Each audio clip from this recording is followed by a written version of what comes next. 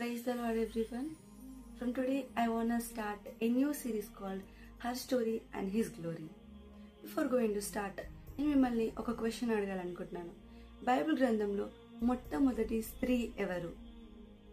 Yes, మీరు guess చేసినట్టే Bible గ్రంథంలో మొట్టమొదటి స్త్రీ హవ్వ.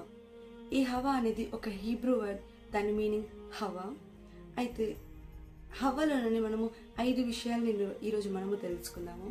హవ్వ బైబిల్ గ్రంథంలో లేదా ఈ సమస్త సృష్టిలో మొట్టమొదటి స్త్రీ. ఈ విషయాలను మనము ఆదికాండము 2వ అధ్యాయం 21వ వచనము 22వ వచనంలో మనం చూడగలుగుతాం.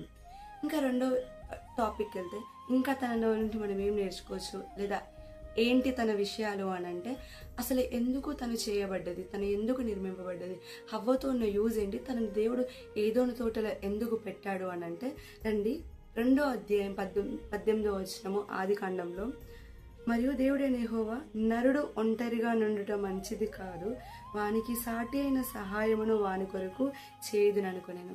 రెండవదిగా హవ్వ ఎందుకు చేయబడ్డదంటే సాటి అయిన సహాయము కొరకు, అనగా ఆదాముకు సహాయము నిమిత్తము హవ్వ చేయబడి ఉన్నది.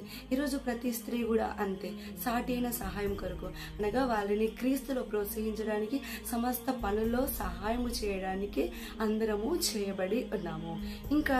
ఇంకా మూడో విషయము మనం హవ్వ జీవితంలో చూసినట్టయితే, తన జీవితంలో టెంప్టేషన్, తను ఫాల్ అంటే పడిపోయిన స్థితిని మనము చూడగలుగుతున్నాము. ఎప్పుడైతే దుష్టుడు సర్పం వేషంలో తన దగ్గరికి వచ్చి తనని మోసం చేయడానికి ప్రయత్నిస్తాడు, ఆ పండు ఆమె కనులకు ఎంతో రమ్యంగా కనిపించిందట. అప్పుడు తన్ని తీసుకొని, అప్పుడు దుష్టుడు ఎంతగానో భ్రమ పెట్టాడు ఆమెని, నువ్వు ఈ తినడంతోనే దేవతల వల్ల అయిపోతావు అంటూ ఎన్నో ఎన్నో ఎన్నో మయమర్పించాడు. ఈరోజు మీ జీవితంలో అట్లాంటి వ్యక్తులు ఎవరైనా ఉన్నట్టయితే చాలా జాగ్రత్తగా ఉండండి. ఎప్పుడు మన దుష్టులు మనం చెడు కోరేటట్టు ఉండరు. కొంతమంది మన మంచి కోరినట్టు కూడా కోరి మన పక్కనే ఉంటారు, కానీ వారు మనకు చెడు చేసేలాగా చూస్తారు. అది హవ్వ గ్రహించలేదు. పండు తిన్నది, వెంటనే పాపంలో పడిపోయింది. తను తినడమే కాకుండా ఆదాము కూడా తీసుకెళ్ళించింది. మూడో విషయం హవ్వలో మనం చూస్తున్నాము, they are temptations and fall. నాలుగో విషయం మనం హవ్వలో నుండి చూద్దాము, అదే కాన్సిక్వెన్సెస్ ఆఫ్ సిన్, అంటే పాపము నుండి వచ్చిన పరిణామాలు. మనందరికీ తెలుసు, ఇదే ఆదికాండము 3వ అధ్యాయం 16వ వచనం నుండి 19వ వచనం వరకు ఆయన హవ్వను శపిస్తాడన్నమాట. ఆయన స్త్రీతో, నీ ప్రయాసమును నీ గర్భవేదన నేను మిక్కిలి హెచ్చించెదను. ఇలా చదువుకుంటూ వెళ్తే దయచేసి మీరందరూ చదువుకోండి.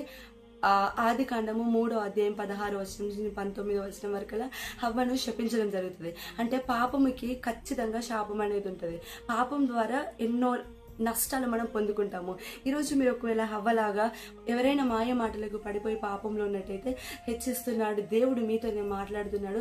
ఖచ్చితంగా మీరు పరిణామాలను ఎదుర్కోవాలి. ఇంకా ఆ హవ్వలో నుండి 5వ విషయాన్ని మనం చూసుకున్నట్టయితే, mother of all living with a promise of redemption. ఇదే 3వ అధ్యాయము 20వ వచనంలో మనం చూస్తే, ఆదాము తన భార్యకు హవ్వ అని పేరు పెట్టెను, ఏలనగా ఆమె జీవము గల ప్రతివానికి తల్లి. హవ్వలో నుండి 5వ విషయము, ఆమె జీవము కలిగిన ప్రతివానికి తల్లి. మొట్టమొదటిగా ఆమె మొట్టమొదటి స్త్రీ. తనని ఎందుకు నిర్మించాడంటే, దేవుడు సాటి అయిన సహాయం కొరకు నిర్మించాడు. అదే రీతిగా తను ఏ రీతిగా పాపంలో పడిపోయినప్పుడు ఎట్లాంటి పరిణామాలని ఎదుర్కొంది మనం చూసామో, అదే రీతిగా తను జీవము కలిగిన ప్రతి ఒక్కరికి తల్లి. ఓకే, రేపటి రోజు మనం ఇంకొక స్త్రీ గురించి చెప్పుకుందాము. దానికి ముందు నేను మీకు ఆమె గురించి కొంచెం ఇంట్రొడక్షన్ ఇస్తాను. అప్పుడు తన నేమ్ ఏంటో మీరు కమెంట్ సెక్షన్ లో కమెంట్ చేయండి. జనములకు తల్లి, విశ్వాసము గల స్త్రీ ఎవరో కింద కమెంట్ సెక్షన్ లో కమెంట్ చేయండి. రేపు మనం ఆమె గురించి డిస్కస్ చేసుకుందాము. Thank you everyone.